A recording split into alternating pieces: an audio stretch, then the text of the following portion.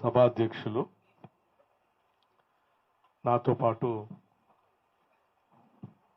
Secunderabad శాసనసభకి Congress party అభ్యర్థిగా పోటీ చేసిన సోదరుడు ఆడం సంతోష్ కుమార్ గారు, అలాగే జిల్లా కాంగ్రెస్ కమిటీ అధ్యక్షులు, గతంలో రాష్ట్ర యువజన కాంగ్రెస్ కమిటీ అధ్యక్షుడిగా కూడా పనిచేసి ప్రస్తుతం జిల్లా కాంగ్రెస్ కమిటీ అధ్యక్షుడిగా పనిచేస్తున్న అనిల్ యాదవ్ గారికి, అట్లాగే స్థానికంగా కార్పొరేటర్గా ఏఐసిసి మెంబర్గా పనిచేసిన ఆడం ఉమాదేవి గారికి, అట్లాగే అభిషేక్ గారికి, అనిల్ గారికి, బ్రహ్మాజీ గారికి, గణేష్ గారికి, రవికుమార్ గారికి, కార్పొరేటర్స్గా పోటీ చేసినటువంటి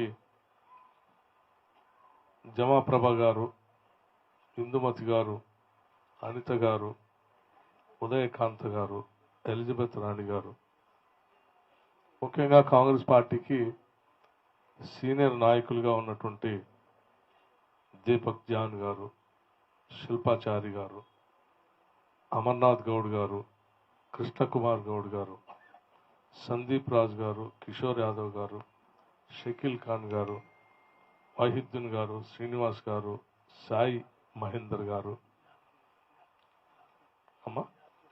యాదగిరి గారు, ఇంకా చాలామంది సీనియర్ నాయకులు చాలామంది ఉన్నారు. సరే, అందరి పేర్లు నేను చెప్పలేకపోతా ఉన్నాను, మొదటిసారి సమావేశం కాబట్టి. వారికి కూడా పేరు పేరున వేదిక మీద ఉన్నటువంటి పెద్దలందరికీ, ముఖ్యంగా అనుబంధ సంఘాల అధ్యక్షులందరికీ, ఎన్ఎస్యుఐ, యువజన కాంగ్రెస్, బీసీసీఎల్, ఎస్సీసీఎల్, మహిళా Congress, INTUC, unorganised labour union, రకరకాల అనుబంధ సంఘాలు, కాంగ్రెస్ పార్టీకి ఉన్నటువంటి అనుబంధ సంఘాలందరికీ, నాయకులకి, కార్యకర్తలకి, ముఖ్యంగా ఏ పదవి లేకపోయినప్పటికి కూడా కాంగ్రెస్ పార్టీ మీద అభిమానంతో ఆ పార్టీ జెండా మోస్తూ ఎవరు పోటీ చేసినా వాళ్ళని గెలిపించాలన్నటువంటి తహతతో పనిచేస్తున్నటువంటి కాంగ్రెస్ కార్యకర్తలకి, పాత్రికేయ మిత్రులకి అందరికి కూడా ముందుగా నా హృదయపూర్వకమైనటువంటి నమస్కారాలు. సికింద్రాబాద్ శాసనసభ నియోజకవర్గం హైదరాబాద్ నగరానికి అతి ముఖ్యమైనది. ఈ శాసనసభ నియోజకవర్గంలో వివిధ ప్రాంతాల నుంచి దేశవ్యాప్తంగా ఇక్కడికి వచ్చి నివాసం ఉంటున్నటువంటి ప్రజలు ఉన్న నియోజకవర్గం ఇది. దేశం వాళ్లే కాకుండా వేరే దేశాల నుంచి కూడా వచ్చి ఇక్కడ నివాసం ఉంటున్నటువంటి వాళ్ళు కూడా ఉన్నారు, ఆంగ్లో ఇండియన్స్.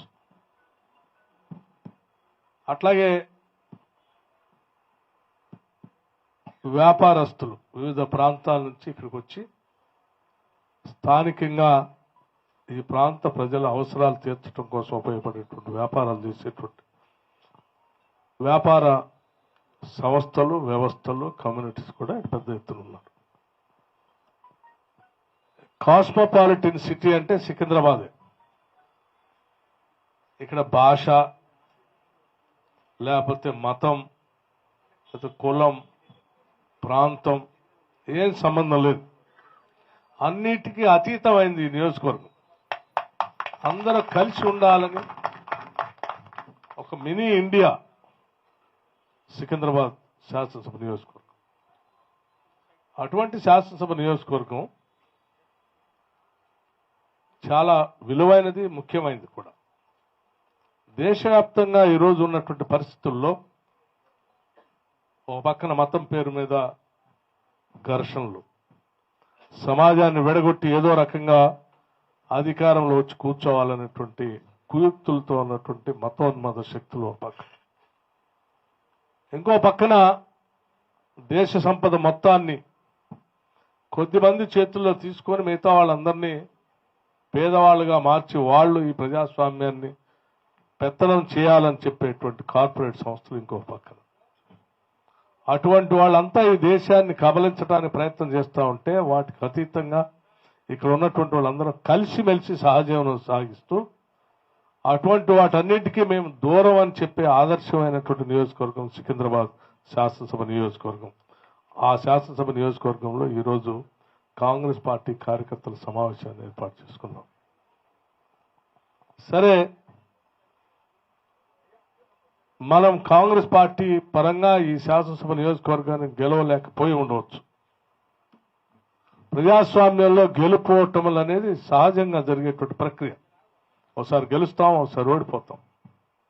కానీ మన విలువలను కానీ మన ఆదర్శాలను కానీ మన భావజాలాన్ని మాత్రం ఎట్టి పరిస్థితుల్లో వదిలిపెట్టం. గెలవటం కోసమే మన పార్టీ కాదు. మన పార్టీ కొన్ని సిద్ధాంతాలు ఉన్నాయి. ఆ సిద్ధాంతాలను గెలిచినా ఓడినా ప్రజల మధ్య తీసుకుని వెళ్ళి ప్రజలకు సేవ చేయటమే మన పార్టీ యొక్క ప్రధాన ఉద్దేశం.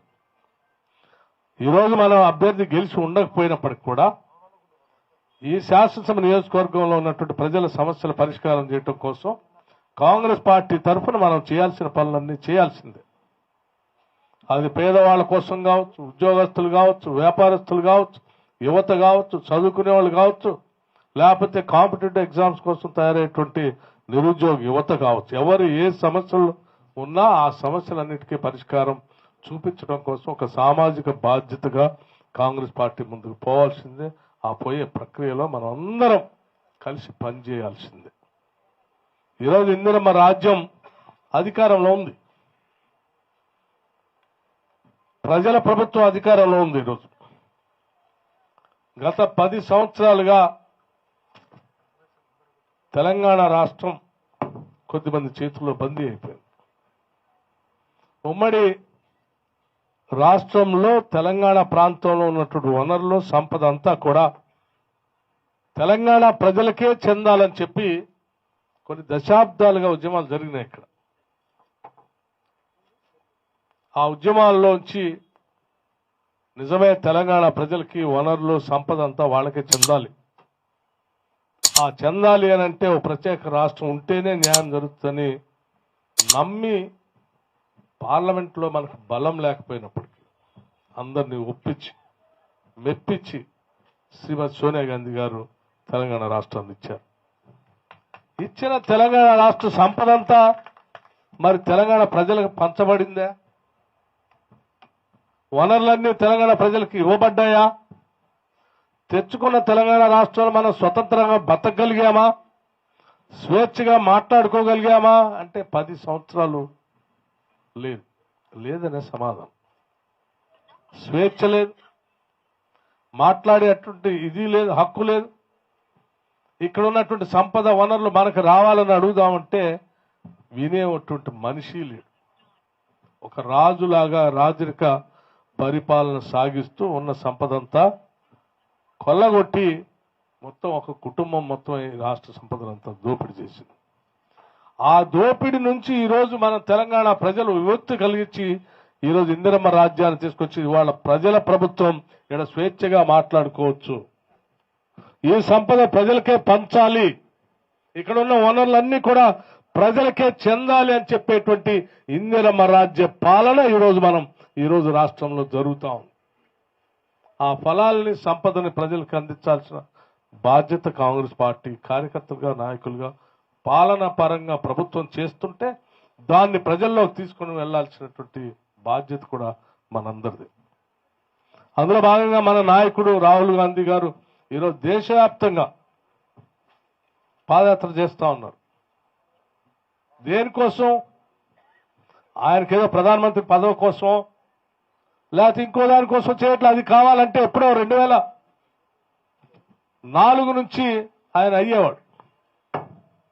వచ్చిన ప్రధానమంత్రి పదవిని కానీ లేకపోతే ఇంకో కేంద్ర మంత్రి పదవిని కానీ నాకు అవసరం లేదు. ఈ దేశం ముఖ్యం, కాంగ్రెస్ పార్టీ ముఖ్యం, ఈ దేశంలో ఉన్నటువంటి లౌకికవాదం ముఖ్యం అని చెప్పి ఈ దేశం కోసం ఆయన పోరాటం చేస్తున్నాడు తప్ప పదవుల కోసం కాదు. అందుకే ఈరోజు దేశంలో ఓ పక్కన మతం పేరు మీద విభజించి ఏదో రకంగా అధికారంలో ఉండి వైషమ్యాలు సృష్టించి బతకాలనుకున్నటువంటి సమాజం నిర్మాణం ఈ దేశానికి క్షేమం కాదు. ఈ దేశంలో పుట్టిన ప్రతి బిడ్డ ఈ దేశ బిడ్డే. అందరం కలిసి ఒక ఉమ్మడి కుటుంబంలాగా ఈ దేశంలో బతకాలి అని చెప్పి ఒక ప్రేమను పంచేటువంటి కార్యక్రమాన్ని తీసుకుంటూ ఈరోజు ప్రజాస్వామ్యాన్ని కాపాడటం కోసం రాహుల్ గాంధీ గారు పాదయాత్ర చేస్తూ ఉన్నాడు. అది కూడా తప్పే అని చెప్పి ఆయన అడ్డగించే కార్యక్రమం చేస్తున్నటువంటి దుర్మార్గుల పైన మనం గట్టిగా గళమెత్తి మాట్లాడి నిలబడాల్సిన అవసరం మనందరి పైన ఉందని చెప్పడం కోసం ఈరోజు ఇక్కడికి వచ్చాం. మనందరి సంపద, రాష్ట్ర సంపద, దేశ సంపద ప్రజలకే ఉండాలి, ఈ దేశానికే ఉండాలి. అలా కాకుండా ఏ అదానికో అంబానీకో లేకపోతే కొద్దిమంది వ్యక్తులకో పంచిచ్చేసి ప్రజల బికారులుగా చేయటం కోసం కాదు ఈ దేశాన్ని స్వాతంత్రం తెచ్చుకుంది, ప్రజాస్వామ్యాన్ని తెచ్చుకుంది అని చెప్పి ఆలోచన చేసి సంపద అంతా ప్రజలకే ఉండాలి, దేశానికే ఉండాలని చెప్పి పెద్ద ఎత్తున ఆయన కన్యాకుమారి నుంచి కాశ్మీర్ వరకు పాదయాత్ర చేసి చెప్పాడు. ఇది కూడా తప్పే అని చెప్పి కొద్దిమంది కార్పొరేట్ సంస్థలు ఆయన పాదయాత్ర చేస్తే ప్రజల్లో మార్పు వస్తుంది అని చెప్పి అడ్డగించే కార్యక్రమం చేస్తూ ఉన్నారు. ఈ దేశ సంపదని ఈ దేశంలో కలిసి బతకాల్సినటువంటి ఆవశ్యకత ఈ దేశ ప్రజాస్వామ్యాన్ని నిలబెట్టడానికి చాలా అవసరమైనటువంటి అంశాలుగా ఈరోజు కాంగ్రెస్ పార్టీ ప్రతి ఇంటికి వెళ్లి రాహుల్ గాంధీ గారి సందేశాన్ని తీసుకెళ్లాల్సినటువంటి అవసరం ప్రతి కార్యకర్త పైన ఉందని చెప్పి ఈ సందర్భంగా మీ అందరికీ నేను మనవి చేస్తా ఉన్నాను. అట్లాగే మిత్రులారా, ఈరోజు ఆయన ఒక పెద్ద పిలుపిచ్చాడు దేశంలో. మన దగ్గర పాదయాత్రకు వచ్చినప్పుడు కూడా లేకపోతే ఎన్నికల ప్రచారాల్లోకి వచ్చినప్పుడు కూడా అనేక సభల్లో చాలా స్పష్టంగా చెప్పాడు, ఈ దేశ సంపద అంతా కూడా కొద్ది మంది చేతుల్లోనే గుత్తాధిపత్యం అయిపోయింది. పేదవాళ్ళు పేదవాళ్ళుగానే మిగులుతూ ఉన్నారు, గొప్పవాళ్ళు గొప్పవాళ్ళు అయిపోతా ఉన్నారు. ఈ దేశంలో ఉన్నటువంటి జనాభా దామాషా ప్రకారం ఈ దేశ సంపద పంచాలి. దాన్ని పంచాలంటే ఈ దేశంలో క్యాస్ట్ సెన్సెస్ జరగాలని చెప్పి చాలా స్పష్టంగా చెప్పాడు. బీసీ జనగణన జరగాలి.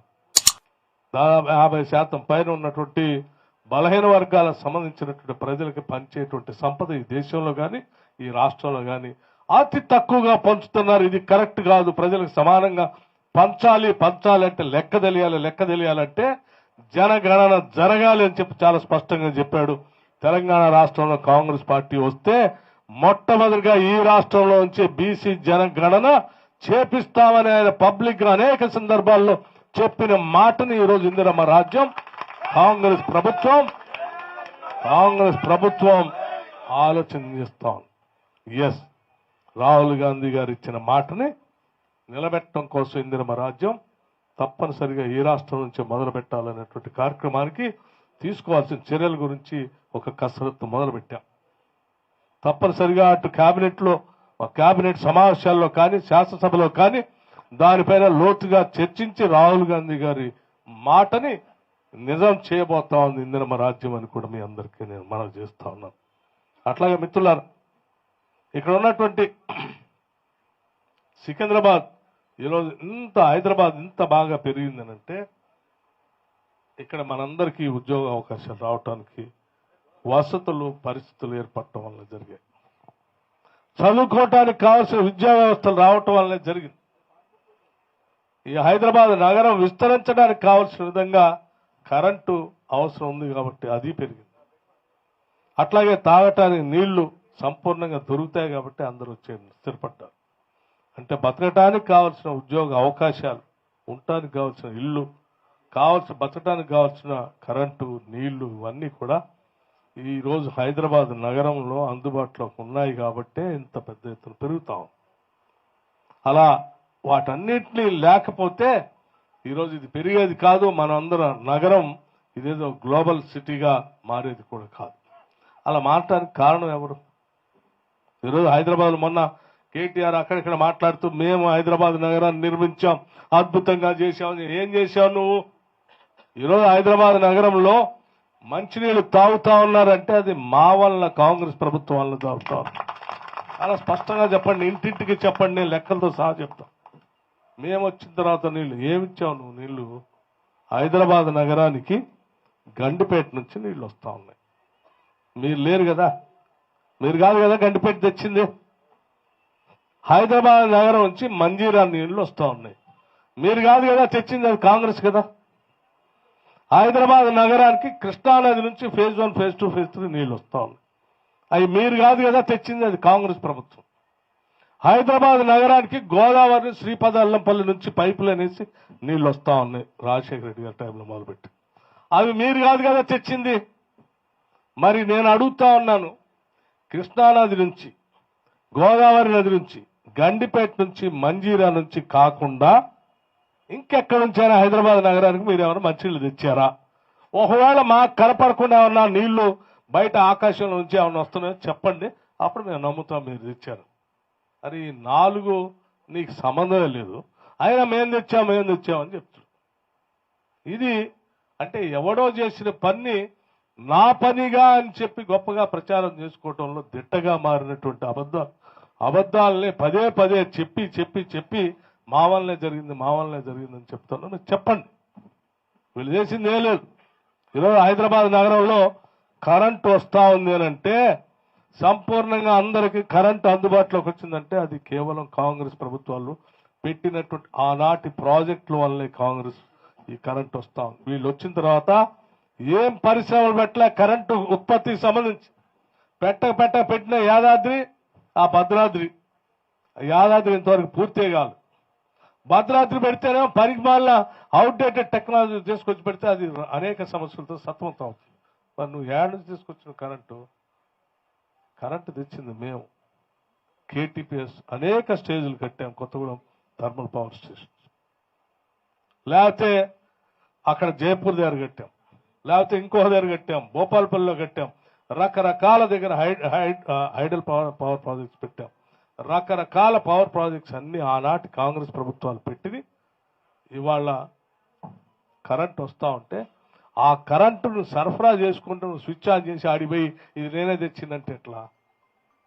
ఎవడో కట్టించిందని ఇంట్లోకి వచ్చి స్విచ్ ఆన్ చేస్తే నువ్వు తెచ్చినట్టు కాదు కదా. మరి హైదరాబాద్ సికింద్రాబాద్ నగరాన్ని నేనే ఏం నిర్మించావు నువ్వు? హైదరాబాద్ నగరంలో ఓ బిహెచ్ఎల్ తెచ్చావా? ఓ ఈసీఎల్ తెచ్చారా? లేదా ఉస్మానియా యూనివర్సిటీ కట్టావా? లేకపోతే ఇంకేదైనా పరిశ్రమలు పెట్టావా? బీడీఎల్ పెట్టావా? లేదే. ఓ పెద్ద హౌసింగ్ బోర్డు ఏమైనా కట్టారా?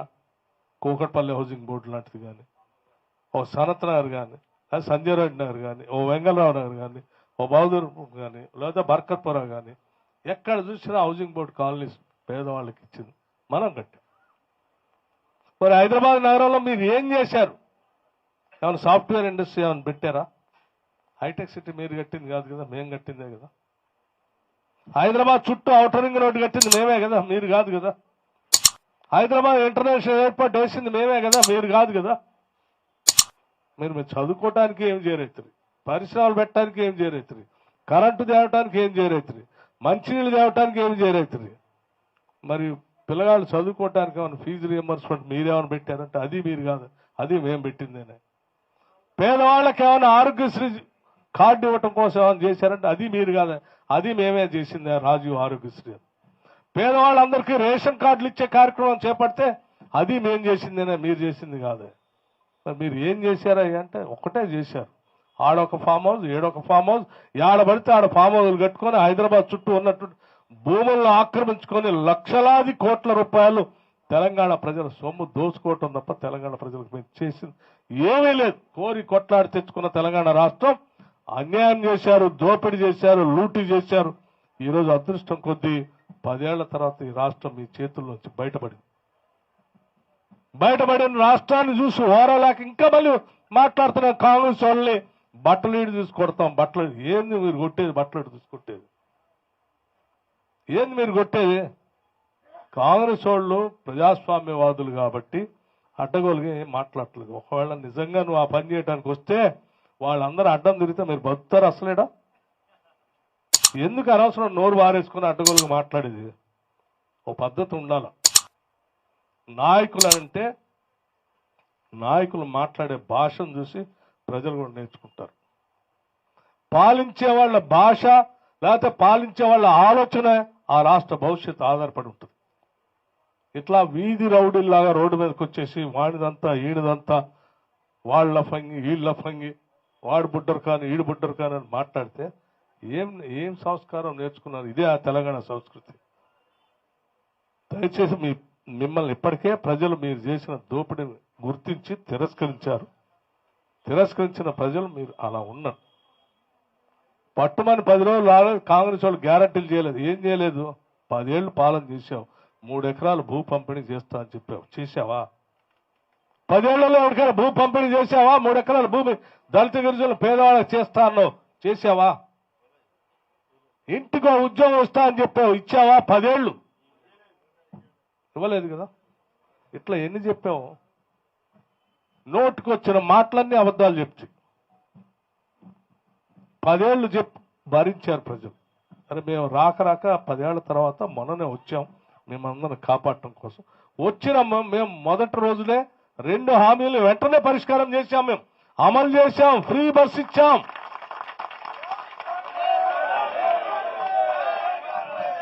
అరే శాసనసభ్యులుగా కాంగ్రెస్ పార్టీకి సంబంధించిన శాసనసభ్యులు శాసనసభలో ఇట్లా ప్రమాణం చేశావా లేదా? బయటకు వచ్చి 2 గంటల్లోనే ఉచిత బస్సు రైడ్ ఫ్రీగా మహిళలందరికీ మేము ఇచ్చిన మాటని నిలబెట్టుకునేటట్టుగా మేమే బస్సు ప్రారంభం చేసి మేమే బస్సు ఎక్కి మహిళలతో పాటు తిరిగాము. మీకు మాకు తేడా అది. రాష్ట్రంలో పేదవాళ్ళు ఉంటే ఆరోగ్యం బాగు చేయించుకోవడానికి ఖర్చులు విపరీతంగా పెరిగిపోయి ఉన్న ఆస్తులన్నీ అమ్ముకొని బతుకుతా ఉన్నారు. అలా కాకుండా ఉండాలని 10 లక్షల వరకు రాజీవ్ ఆరోగ్యశ్రీ ప్రకటించాం. ప్రకటించిన రాజీవ్ ఆరోగ్యశ్రీ 10 లక్షల పథకాన్ని కేవలం 2-3 గంటల్లో మేము ప్రమాణ స్వీకారం చేసిన అసెంబ్లీలో బయటకు వచ్చి వెంటనే 10 లక్షల ఆరోగ్యశ్రీ పథకాన్ని ప్రకటించి అమలు చేస్తా ఉన్నాం. ఏ సోయి లేకుండా మాట్లాడతావు? నీకేం తెలుసు పేదల బాధ? తెలుసా మీకు పేదల బాధలు? ఇల్లు లేనోడు బాధ తెలియదా? ఆరోగ్యం బాగాలేనోడు బాధ తెలియదా? చదువు రానోడు బాధ తెలియదా? బాధలు తెలిసిన కాంగ్రెస్ పార్టీ ఇందిరమ్మ రాజ్యం ప్రజల సమస్యల పరిష్కారం కోసం పని చేసుకుంటూ ముందుకు పోతూనే ఉంటుంది. నువ్వు ఎంత రెచ్చగొట్టినా ఎంత అడ్డగోలు మాట్లాడినా మేము అలా దిగజారిపోయి ఆ పరిస్థితిలోకి రావు. ప్రజలకు ఏం కావాలో అవి చేసుకుంటూ ముందుకు పోతాం. అంతిమంగా ప్రజలే సమాధానం చెప్తారు. మీకు ఏ రకంగా బుద్ధి చెప్పాలో ఆల్రెడీ ఒకసారి బుద్ధి చెప్పారు. రాబోయే రోజుల్లో కూడా బుద్ధి చెప్తారు. రేపు జరగబోయేటువంటి లోక్సభ ఎన్నికల్లో కూడా ఈ రాష్ట్రంలో భారీగా కాంగ్రెస్ పార్టీ స్థానాలను గెలిపించి దేశంలో అత్యధిక స్థానాలు కాంగ్రెస్ పార్టీ నుంచి పంపిస్తాం. సికింద్రాబాద్ లోక్సభ స్థానం నుంచి పోటీ చేస్తున్నటువంటి కాంగ్రెస్ పార్టీ అభ్యర్థి డెఫినెట్ గా కాంగ్రెస్ పార్టీ భావజాలాన్ని కాంగ్రెస్ ఆలోచనల్ని పార్లమెంట్ లో ప్రతిబింబించేటట్టుగా పనిచేస్తాడు. ఎవరు పోటీ చేసిన అభ్యర్థిని గెలిపించి పంపించాలని మీ అందరికీ విజ్ఞప్తి చేస్తా ఉన్నాను. ఎందుకంటే ఇక్కడ పెద్ద ఎత్తున క్రిస్టియన్ మైనారిటీ సోదరులు ఉన్నారు, ముస్లిం మైనారిటీ సోదరులు ఉన్నారు, వివిధ ప్రాంతాల నుంచి వచ్చినటువంటి ప్రజానికం ఇక్కడ ఉన్నారు. వాళ్ళందరూ నేను విజ్ఞప్తి చేస్తా ఉన్నాను. ఇక్కడ వచ్చి టీఆర్ఎస్ మాట్లాడుతుంది నాకు ఓటేంటి నేను లౌకికవాదినట్టు. ఏంది నీకు ఓటేస్తే నువ్వు చేసేది? వీళ్ళు ఇక్కడ నీకు ఓటేస్తే నువ్వు ఢిల్లీ పోయి బీజేపీకి ఓటేస్తావు.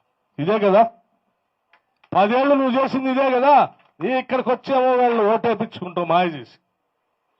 ఏ నుంచి ఢిల్లీ పోయి బీజేపీకి ఓటేస్తే పార్లమెంట్లో అన్ని బిల్లులకి. అందుకే మిత్రులందరూ నేను ఓటే విజ్ఞప్తి చేస్తా ఉన్నాను. ప్రతి ఓటు చాలా విలువైంది. టీఆర్ఎస్ బీఆర్ఎస్ చెప్పే మాయ మాటలు నమ్మబాకండి. నమ్మి ఒక్క ఓటు మీరు వేసినా అది బీజేపీకి ఉపయోగపడేటువంటి ఓటు కాబట్టి తెచ్చి ఆ ఓటును వృధా చేసుకోవద్దని చెప్పి అప్పుడు ఇప్పుడు ఎప్పుడు కూడా బీజేపీతో చేతులు కలపకుండా ఈ దేశ లౌకికవాదాన్ని ప్రజాస్వామ్యాన్ని కాపాడగలిగేటువంటి ఏకైక పార్టీ కాంగ్రెస్ పార్టీ తప్ప ఇంకొక రాజకీయ పార్టీ ఏదీ లేదు ఈ దేశంలో. కాబట్టి మీరు దయచేసి కాంగ్రెస్ పార్టీని నమ్మండి, కాంగ్రెస్ పార్టీకి ఓటేయండి అని చెప్పి నేను మీ అందరికి విజ్ఞప్తి చేస్తా ఉన్నాను. మిత్రులారా, నేను ప్రజల ప్రభుత్వంలో భాగస్వామ్యంగా ఉన్నటువంటి వ్యక్తిగా మీ అందరికీ మాటిస్తా ఉన్నాను. ప్రజల సమస్యల పరిష్కారమే మనందరి ముందు ఉన్నటువంటి అజెండా. ప్రజల సమస్యల పరిష్కారమే మన ముందు ఉన్నటువంటి అజెండా. ఇల్లు లేనటువంటి వాడికి ఇల్లు ఇవ్వాలి, చదువు లేనటువంటి వాడికి చదివించాలి, ఉద్యోగం రానటువంటి నిరుద్యోగ యువత యువకులకు ఉద్యోగ అవకాశాలు కల్పించాలి. ఇది మన ముందు ఉన్నటువంటి ప్రధానమైన ఎజెండా. ఆ ఎజెండానే ముందుకు తీసుకుని పోతాం. ఇక్కడ ఉన్నటువంటి సమస్యలు, ఏ సమస్యలు ఉన్నా కాంగ్రెస్ పార్టీ ప్రభుత్వం ద్వారా మీరు ఏ చిన్న సమస్యను తీసుకొని వచ్చినా అది సహేతుకమైంది, ప్రజలకు పనికొచ్చేదైతే తప్పనిసరిగా ఆ సమస్యల పరిష్కారం చేస్తామని కూడా ఈ శాసనసభ నియోజకవర్గంలో ఉన్న ప్రజలందరికీ విజ్ఞప్తి చేస్తాం. ఎండోమెంట్స్ కమిటీస్ గురించి చెప్పారు. త్వరగా పూర్తి చేయండి ఎండోమెంట్స్ కమిటీస్. ఏ కమిటీలు ఉన్నా తయారు చేయండి, కమిటీని సబ్మిట్ చేయండి. ఇక్కడ పెద్ద ఎత్తున ఎండోమెంట్స్ కమిటీస్ అనేది సంపూర్ణంగా పనిచేసేటట్టుగా మీ లిస్ట్ తయారు చేయండి. ఉస్మానియా యూనివర్సిటీ బస్తీకి సంబంధించి కొన్ని సమస్యలు చెప్పారు. ఆ సమస్యలన్నిటి కూడా తప్పనిసరిగా పరిష్కారం చేయడం కోసం ప్రయత్నం చేస్తాం. మాణికేశ్వర నగర్ సమస్యలు చెప్పారు. మాణికేశ్వర నగర్ సమస్యలు కూడా తప్పనిసరిగా అటెండ్ చేస్తామని చెప్తా ఉన్నాం. అట్లాగే లోకల్ బస్తీస్, ఇక్కడ చాలా బస్తీలు ఉన్నాయని చెప్తా ఉన్నారు. ఆ బస్తీల్లో ఉన్నటువంటి సమస్యలన్నింటినీ కూడా సాధ్యమైనంత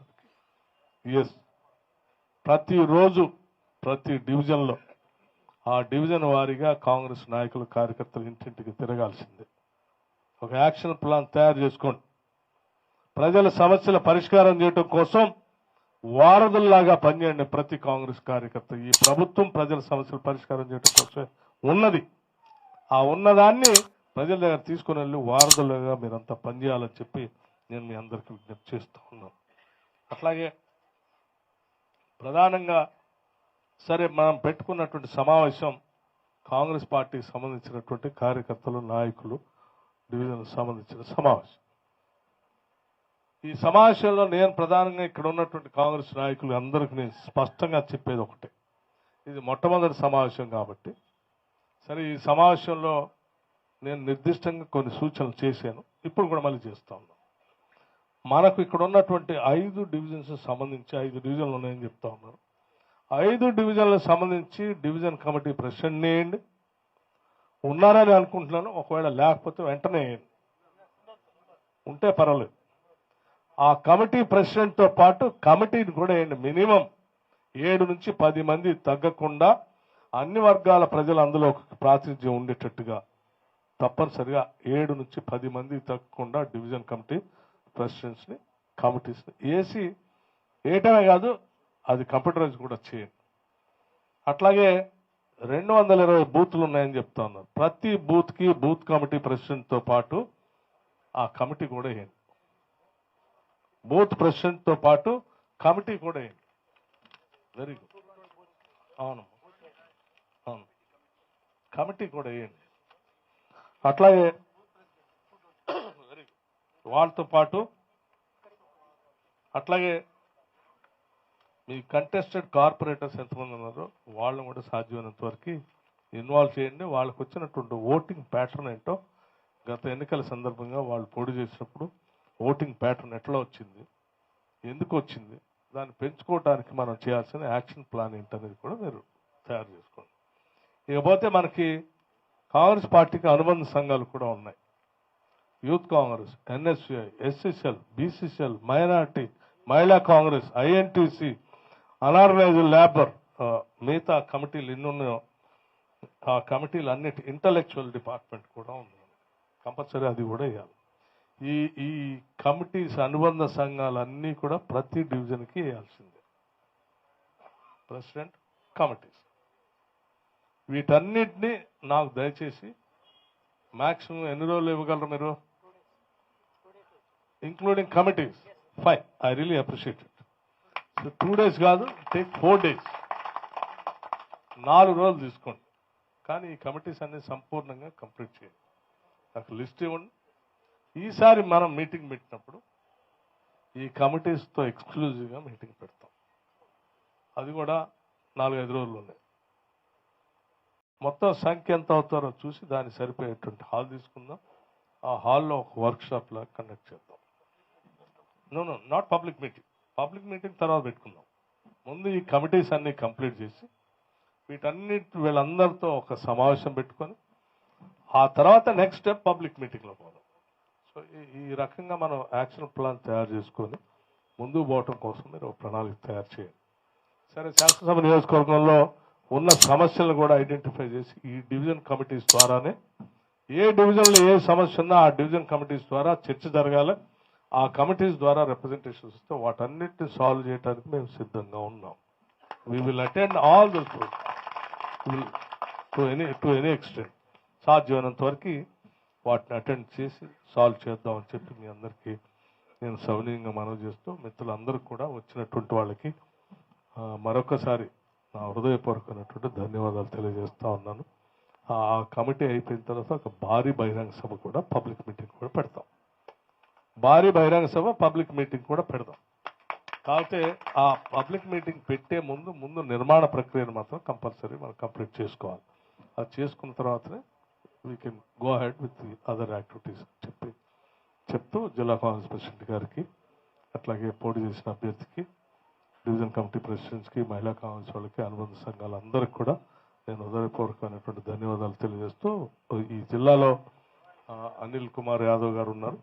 వారు కూడా నేను ఈ సందర్భంగా చెప్పేది ఏంటంటే, జిల్లా లెవెల్లో ఉన్నటువంటి అనుబంధ సంఘాల అధ్యక్షులు కూడా మీరు సీరియస్గా చెప్పండి, వాళ్ళు జిల్లా కమిటీలు ఉన్నాయో లేవో వాళ్ళకు కూడా చూసుకోవాలని చెప్పండి. వాళ్ళని కూడా డివిజన్ కమిటీ ప్రెసిడెంట్లు వేసి లిస్ట్ సబ్మిట్ చేసుకుంటూ పోతే కాంగ్రెస్ పార్టీ విజయాన్ని ఎవడో ఆపలేడు.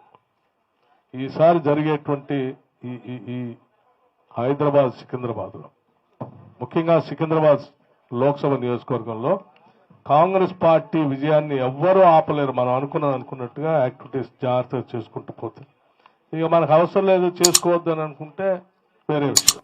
కానీ ఈసారి కాంగ్రెస్ పార్టీ అట్లా లేదు. ఎట్టి పరిస్థితుల్లో మెటిక్యులస్గా ప్లాన్ చేసి గెలిపించాలనే ఆలోచనతో నేను